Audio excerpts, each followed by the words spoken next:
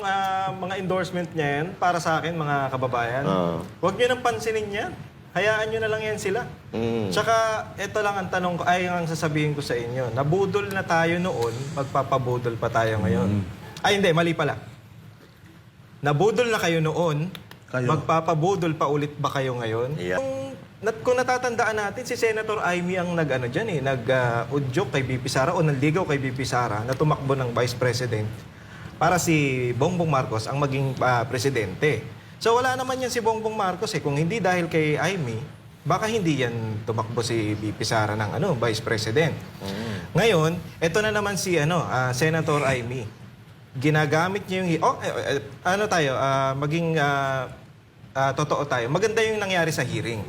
Okay talaga yon. Kasi nakita natin yung katarantaduhan na ginawa doon sa kay Pangulong Duterte na pinadala kagad doon. Pero alam na natin lahat yun. Alam na naman natin lahat. Baga, Pero, may mga detalye na lang na nalaman tayo salamat sa hearing na yun.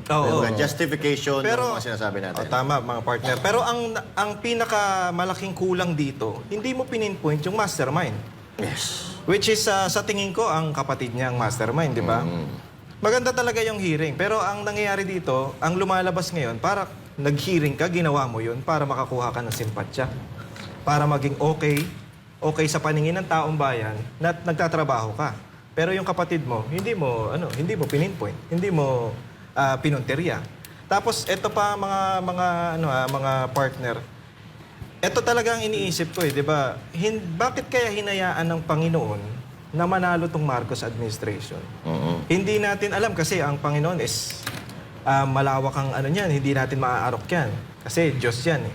Pero ang naisip ko lang dito, baka kaya pinapanalo ng Panginoon itong si BBM para makita nating mga Pilipino na tama na ang Marcos.